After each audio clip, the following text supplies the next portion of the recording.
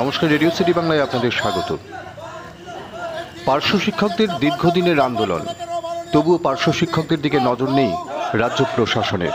একাধিকবার প্রতিশ্রুতি মিলেছে, কিন্তু সেই প্রতিশ্রুতির পরও এখনো পর্যন্ত কোনো সদর্থক উত্তর মেলেনি সরকারের পক্ষ থেকে। বাম আমলে শুরু হয়েছিল পার্শ্ব শিক্ষক শিক্ষিকা নিয়োগের প্রক্রিয়া। দীর্ঘ কয়েক দশক কেটে গিয়েছে, কিন্তু এখনো পর্যন্ত মেলেনি তাদের নিশ্চয়তা, তাদের জন্য আর্থিক সচ্ছলতা। রাজ্য প্রশাসন, রাজ্য শিক্ষা দপ্তর তাদের দিকে কোনো রকম নজর দেয়নি, এমন অভিযোগ তুলছেন পার্শ্ব শিক্ষকরা। তাদের সমানভাবে অন্যান্য সহ শিক্ষক শিক্ষিকাদের মতোই কাজ করে চলতে হয়, কিন্তু ন্যূনতম সাম্মানিকটুকু মেলে না পার্শ্ব শিক্ষক শিক্ষিকাদের। বারে বারে প্রশাসনের দ্বারস্থ হয়েছে, বারে বারে শিক্ষা দপ্তরের দ্বারস্থ হয়েছে, আন্দোলন করেছেন, অনশন করেছেন, অবস্থান বিক্ষোভ চলেছে, কিন্তু কর্ণপাত করেনি প্রশাসন, কর্ণপাত করেনি শিক্ষা দপ্তর। অবশেষে ফের মুখ্যমন্ত্রী মমতা বন্দ্যোপাধ্যায়ের কানে তাদের দাবি দেওয়ার প্রশ্ন তুলে দিতে, তাদের চাহিদা তুলে দিতে আবারও সরব হয়েছেন পার্শ্ব শিক্ষক শিক্ষিকারা। বাঁকুড়ার প্রকল্প আধিকারিকের মাধ্যমে তার কাছে জানানো হচ্ছে তাদের চাহিদাপত্র। বাঁকুড়ায় বৃহস্পতিবার সর্বশিক্ষা মিশনের প্রকল্প আধিকারিকের দপ্তরে গিয়ে বিক্ষোভ দেখান হাজার হাজার পার্শ্ব শিক্ষক শিক্ষিকা।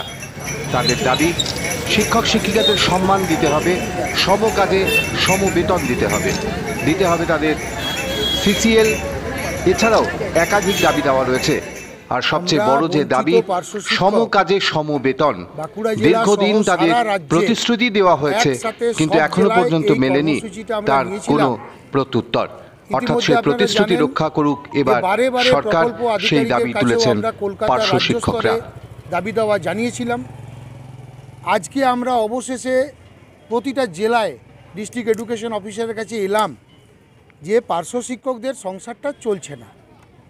ইতিমধ্যে 1-3-2024 তারিখে চুক্তিভিত্তিক সারা রাজ্যের গ্রুপ সি গ্রুপ ডি কর্মচারীদের ক্ষেত্রে ন্যূনতম বেতন সংক্রান্ত একটা নির্দেশনামা বের হয়। তাতে দেখা গেছে, তার মেমো নাম্বার 1091/F P2, যেখানে ন্যূনতম 15 বছর কাজ করলে গ্রুপ সি কর্মচারী 32,000 টাকা, গ্রুপ ডি কর্মচারী 30,000 টাকা পারিশ্রমিক পাচ্ছেন। 20 বছর কর্মরত থাকলে গ্রুপ সি কর্মচারী 39,000 টাকা, গ্রুপ ডি কর্মচারী 37,000 টাকা পারিশ্রমিক পাচ্ছেন। অথচ আমরা 2004 সাল থেকে বিদ্যালয়ের শিক্ষার সঙ্গে যুক্ত। আমাদের আর সংসারটা চলছে না। ছেলেমেয়ের পড়াশুনোর খরচ, নিজেদের খরচ, বয়স্ক বাবা মা, এই 10,000-12,000 টাকায় আর সংসারটা চলছে না। আমরা মাননীয় মুখ্যমন্ত্রীকে আপনাদের তরফ থেকেও বারবার অনুরোধ করছি, পার্শ্ব শিক্ষকদের বাঁচান। তার সঙ্গে আরও কয়েকটি বিষয় যুক্ত হয়েছে, আপনারা খুবই সহানুভূতি জিনিসটি মনে করবেন। একটা শিক্ষা প্রতিষ্ঠানে শিক্ষিকারা কাজ করছে, সহশিক্ষিকারা, তার সাথে একজন পার্শ্ব শিক্ষিকা কাজ করছে। পার্শ্ব শিক্ষিকার সন্তান যদি অসুস্থ হয়, সেই পার্শ্ব শিক্ষিকা চাইল্ড কেয়ার লিভ পান না। অথচ তার সামনেই যদি গ্রুপ সি, গ্রুপ ডি এবং অ্যাসিস্ট্যান্ট টিচার কোনো মহিলা শিক্ষিকা থাকেন, তিনি অবলীলায় তার সন্তানের রক্ষণাবেক্ষণের জন্যে ছুটি পান। তাহলে পার্শ্ব শিক্ষিকাদের সন্তানটা কি সন্তান নয়? আমরা মানবিক মুখ্যমন্ত্রীর কাছে এই বিষয়টাও তুলে ধরতে চাই, অবিলম্বে পার্শ্ব শিক্ষিকাদের সিসিএলটা চালু করতে হবে। তাহলে এক হচ্ছে বেতন বৃদ্ধি, এই বেতনে সংসার চলছে না। এবং যেটা শুনলেন যে কন্ট্রাকচুয়ালদের রাজ্যের একটা জিওতে বলেছে তাদের বেতন বেড়েছে, তাহলে আমাদেরকেও সেই মর্যাদা দিতে হবে। এবং মাননীয় মুখ্যমন্ত্রী ক্ষমতায় আসার আগে বলেছিলেন ধাপে ধাপে পার্শ্ব শিক্ষকদের আমরা পূর্ণ শিক্ষকের মর্যাদা দেব। আজও অনেক পার্শ্ব শিক্ষক, হয়তো অল্প সংখ্যক কিছু টেট পাস করে সুযোগ পেয়েছে, কিন্তু একটা বড় অংশ সুযোগ থেকে বঞ্চিত হয়েছে। এই বিষয়গুলো নিয়ে আমরা মূলত দৃষ্টিপাত করেছি। আমাদের স্কুলে দিন দিন কাজের চাপ বেড়েছে। আমাদের এক মাথার থেকে যদি ধরেন, ইলেকশনের ডিউটিতে আমাদেরকে ব্যবহার করা হয়, চাইল্ড রেজিস্টারে আমাদের ব্যবহার করা হয়, প্লাস সহশিক্ষকদের মতন করে আমাদেরকে প্রতিটা স্কুলে প্রতিদিন ক্লাস নিতে হয় 10:30টা 4টার মধ্যে থেকে, তাহলে যদি সম কাজ হয় তাহলে সেই সুপ্রিম কোর্টের নির্দেশে সম কাজ অন্তত সমবেতন মানে বেসিক পে সেটুকুরও আমরা দাবি জানিয়েছিলাম। আমাদের কোনো দাবি পূর্ণ হয়নি। আমরা ক্রমশ মৃত্যু পথযাত্রাতে এগিয়ে যাচ্ছি। এই মুহূর্তে পার্শ্ব শিক্ষকদের বাঁচান, এটাই ছিল। আর ইচ্ছুক অনিচ্ছুক প্যারাটিচারি পাওয়ার আগে কোনো ম্যাডামদের বিয়ে হয়েছিল, তখন বাপের বাড়িতে ছিল, বিয়ে হয়নি। বিয়ে হওয়ার পরে 70-80-100 কিলোমিটার দূরে চলে গেছে। তাদেরকে যদি ইচ্ছুক পার্শ্ব শিক্ষক শিক্ষিকাদের যদি ট্রান্সফারের ব্যবস্থা করা হয় তাতে তারা বাঁচে, কারণ 60 কিলোমিটার 70 কিলোমিটার 80 কিলোমিটার দূর থেকে অনেক শিক্ষিকাদের যাতায়াত করতে হচ্ছে।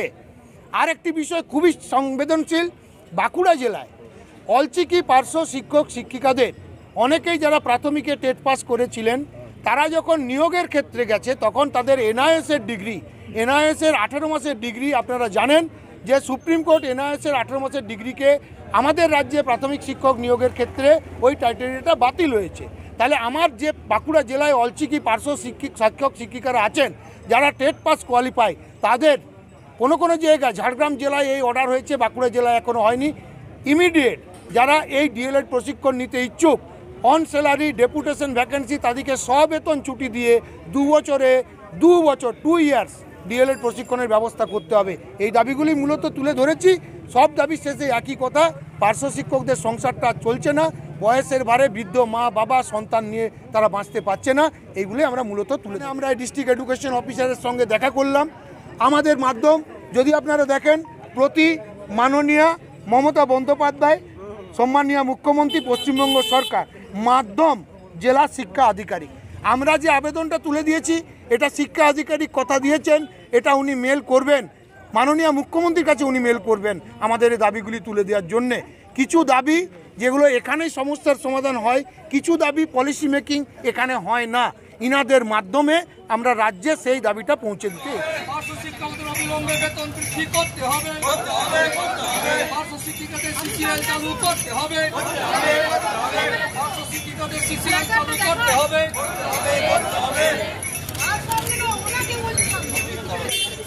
আমাদের আশু কাজ এই মুহূর্তে বেতন বৃদ্ধি করতে হবে, পার্শ্ব শিক্ষিকাদের অবিলম্বে বেতন বৃদ্ধি করতে হবে। Bureau report, radio city Bangla. অবিলম্বে পার্শ্ব শিক্ষকদের বেতন বৃদ্ধি করতে হবে, অবিলম্বে পার্শ্ব শিক্ষকদের